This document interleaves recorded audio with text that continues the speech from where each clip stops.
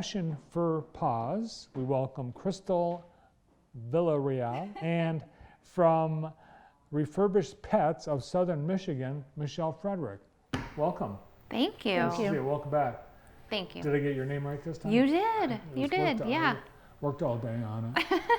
And you guys are teaming up for the benefit of pets, or pets that aren't pets anymore, right? Correct.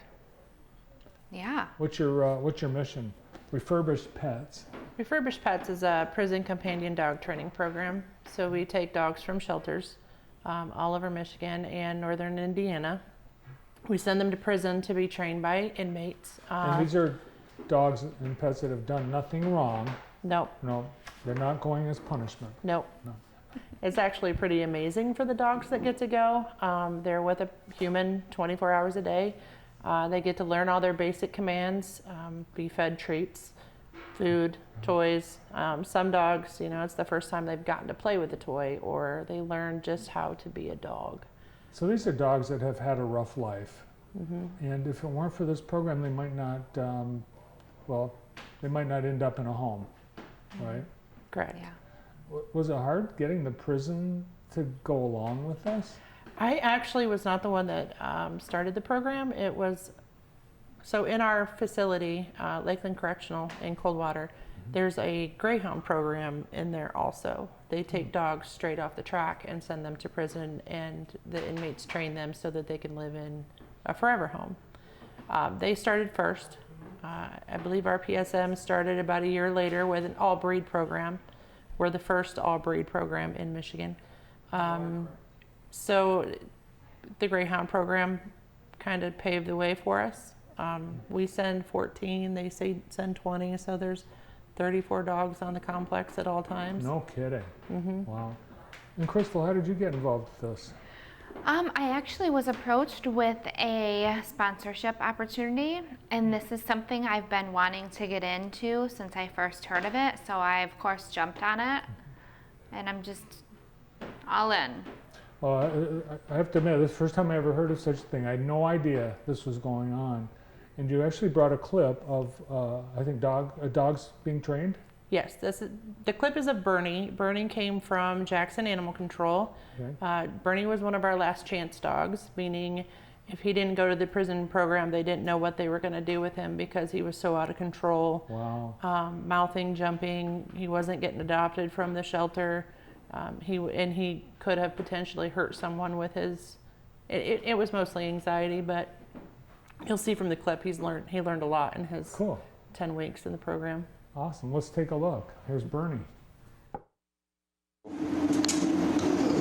This here is Bernie. Bernie is a 1.5-year-old lab from Jackson County.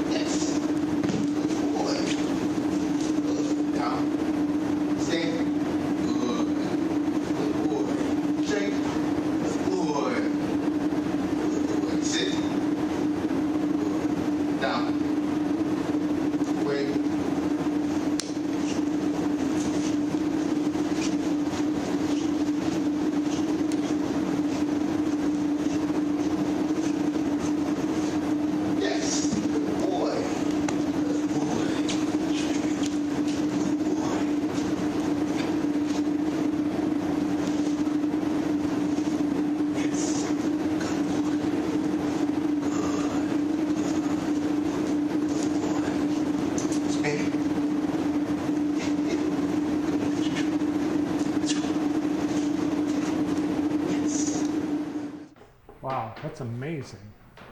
You don't even see it, and you train the animals. That's I do. one of the things you do. Yeah. You don't see an animal that No. responsive. No, I mean, it takes a lot of work to get an animal that responsive, yes. It must be great, not just for the animals, but for the inmates too. The They get inmates, something out of it? they live for these dogs. Yeah. These inmates, some of them have never known love in their life. Some have never known, what it is to learn a skill or do anything lucrative that could help them with their emotions and that kind of stuff. And to watch the connection that they get with the animals is amazing. Some of these guys have been in since they were teenagers. Wow. And they're in their 40s and 50s now. So to be able to have love, unconditional love, while you're in prison, Win-win. yes, very much.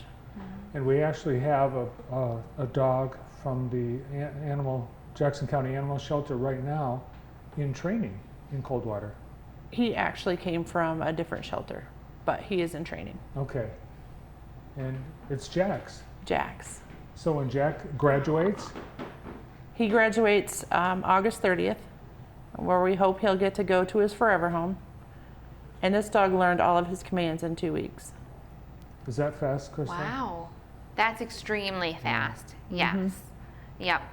And I think a big advantage is that they get to be with their trainer 24/7 Yeah. and working with them so often.